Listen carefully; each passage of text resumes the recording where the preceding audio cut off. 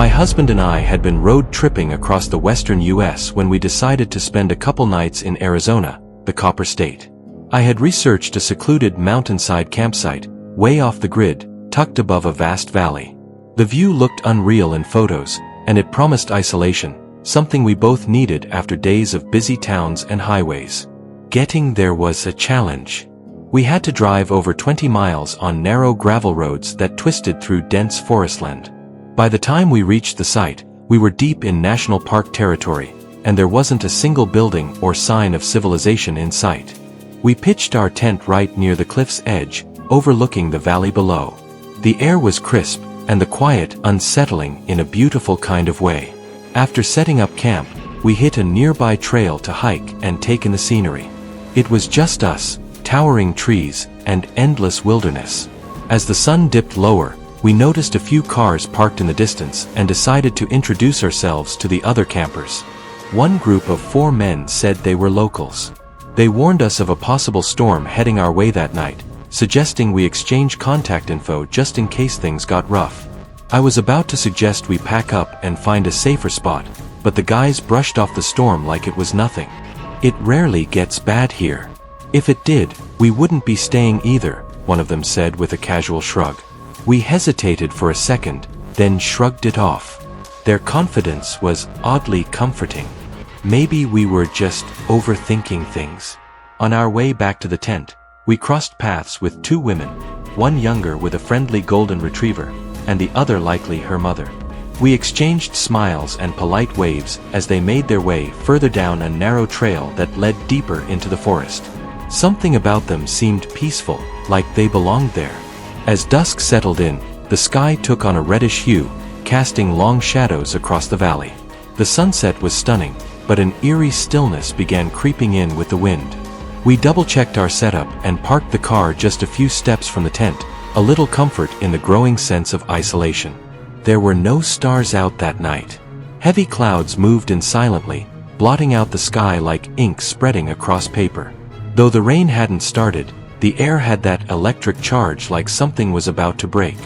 We climbed into the tent and zipped ourselves in, hoping to sleep through whatever was coming.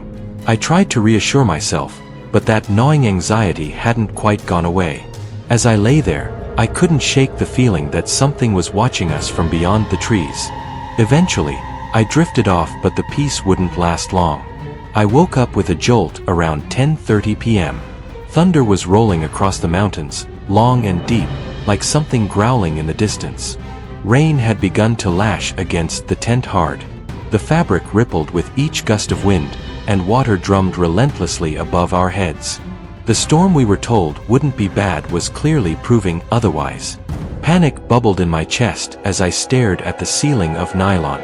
All I could think about were flash floods, falling trees, or worse, what if the rain softened the ground and our tent slid right off the cliff? I kept telling myself I was overreacting, that it was just fear playing tricks on me.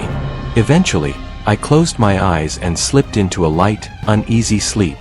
Then, just after midnight, I was ripped back awake. A strange sound, something lightly tapping against the side of the tent.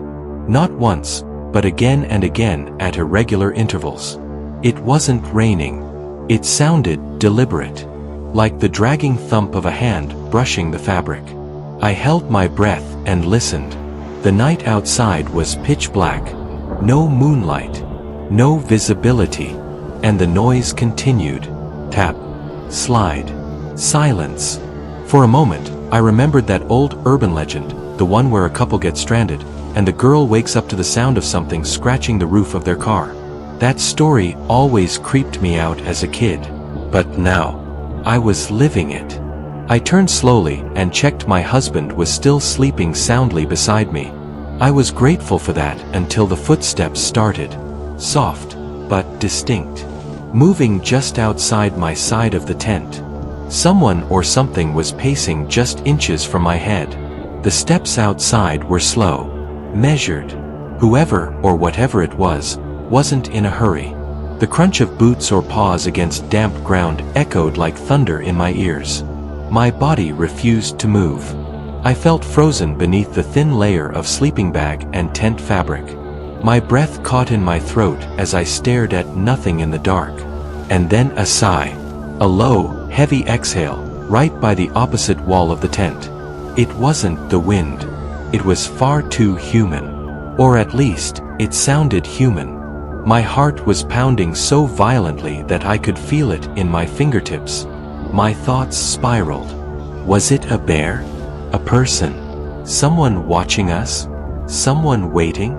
Without even realizing it, I reached out and gripped my husband's hand, squeezing too tight to silently wake him. I was begging him with my grip, "Don't move. Don't talk. Just listen." But he groaned, stirred, and mumbled loudly. "Why are you squeezing my hand?" The footsteps stopped. Immediately. That silence, that dead silence, was somehow worse than the sounds themselves. We lay there, not speaking, for what felt like hours but was probably just seconds. Then, finally, my body unfroze. I whispered to him what I had heard about the footsteps, the sigh, the strange tapping, and we tried to rationalize it. "Maybe it's just an animal passing through," he said quietly. But every few minutes, the taps returned. Soft thuds. Like knuckles brushing the canvas. We told ourselves it was just ice or pine cones falling from the trees above. That was easier to believe than the idea of something just standing outside, occasionally smacking the tent. "We just have to make it through the night," I said to him, voice shaking. "Just one night. We'll laugh about it in the morning." But deep down, I knew something was wrong. Just when I started to convince myself that maybe it was all in my head, something slammed into the tent from above, directly on my husband's side. The fabric collapsed inward with a thud right onto his head. I let out a gasp so sharp it hurt. My mind immediately jumped to the worst. A bear. Something huge. It's crushing him. I sat up, frozen in fear, unable to speak as he shoved upward, pushing back against the heavy weight pressing in. Then we heard the unmistakable slick sound of something sliding off the tent. That same noise I'd been hearing all night. Only now, it was clearer. He pushed again, and suddenly, sheets of ice slipped off the nylon and onto the ground around us with wet thuds. It had been snowing. In Arizona. We were in a high-altitude region, but still it caught us completely off guard. Thick layers of ice had formed on the trees above, and with every gust of wind, they'd break off and tumble down onto us. That was the sound. That was the tapping, the dragging, the odd thuds. Or so we hoped. For a moment, we felt relief. Our fear, it seemed, had been playing tricks on us. It was just a freak storm and a heavy coat of snow. No footsteps. No stalker. Just nature. We tried to laugh about it, and tried to calm down. But even though we now knew the source, our bodies remained tense. We laid back down, huddled together, telling ourselves everything was fine now. And for a while it was. Around 3 a.m., not even half an hour after we had settled back down, it happened. A scream. Not a shout. Not someone calling out for help. A scream that seemed to split the forest open. High-pitched, raw, and filled with pure, unfiltered terror. My husband and I both sat up straight in our sleeping bags, eyes locked in stunned silence. My heart felt like it had stopped beating. The scream echoed again, somewhere down the mountain closer than I wanted it to be. Then tires. A vehicle, accelerating fast. We could hear it speeding off into the darkness, engine howling as it vanished into the distance. And the scream? It hadn't come from the car. It was left behind. It sounded like someone begging it not to leave or chasing after it. I started crying. Not because I was hurt. Not because I was cold. But because, in that moment, I knew we weren't alone out there, and whatever had happened, it was bad. The icy rain continued to patter against the tent, as if mocking our paralysis. Everything outside had gone silent again. No more footsteps. No more thuds. Just the steady hiss of cold rain and the weight of what we had just heard. My husband whispered, "What do we do?" I couldn't answer. My mind was racing. All I knew was, I could handle a storm. I could handle wildlife. I could even convince myself the tapping was just ice. But this, a woman screaming for her life in the middle of the pitch-black woods? That was too much. That was it. We had reached our limit. We didn't wait for another sound. We didn't want answers anymore. All we wanted was to leave. At first, we actually considered abandoning everything, just grabbing the keys and running straight to the car. But logic kicked in. Our valuables were too important to leave behind, and the storm outside was still raging. So we moved fast but quietly. Every zipper, every rustle of gear felt deafening in the stillness. We stayed close, almost shoulder to shoulder, and made our way through the slush to the car. I climbed into the driver's seat and kept the headlights off. I didn't want to alert anyone or anything that we were moving. While my husband stayed behind to tear down the tent, I called 911 with shaking hands. I told the dispatcher what we'd heard and where we were.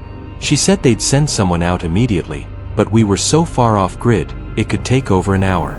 And with the storm wrecking the gravel roads, it might take even longer. We couldn't wait. We just couldn't. By 3:30 a.m., we were driving down the narrow mountain road, tires crunching through snow and mud. Neither of us spoke. Our thoughts were a blur. Then my husband pointed. Look. The campsites we'd passed earlier? The ones where the 4 local guys had set up? Their cars were gone. All of them. But their tents are still there. Abandoned. Slumped and sagging under the weight of snow, like no one had taken the time to pack them up. It was as if they had left in a hurry. Too much of a hurry. That's when it hit me. What if the thing pacing outside our tent hadn't been an animal? What if it had been a person? Someone is waiting, watching, deciding. And what if that scream belonged to the young woman we'd seen earlier, walking her dog? We didn't stop driving until we hit the nearest paved road. Dawn was still hours away, and the forest behind us looked darker than ever in the rearview mirror. Even with the heater running, I couldn't stop shaking. Neither of us said much. What could we say? We were safe now, but it didn't feel like safety. I kept replaying the night over in my head. The footsteps, the sigh, the scream. The tents left behind like the people had just vanished into the storm. We never found out what happened to the woman with the dog. We never saw any news reports. No follow-ups. Nothing. And that made it worse. The unknown is always worse. I'll never know for sure what was outside our tent that night. Maybe it was just nature playing tricks on a sleep-deprived mind. Maybe the scream was someone in distress who got away. Or maybe it was something much darker. What I do know is this. Fear has a sound. And once you've heard it up close sighing outside your tent, walking just inches away from where you lie helpless in the dark, it never really leaves you. I still hear it sometimes, when everything is quiet. And I still see that empty campsite in my mind, snow-covered tents and no cars. Whatever happened up there, I hope everyone made it out. But part of me knows. Someone didn't.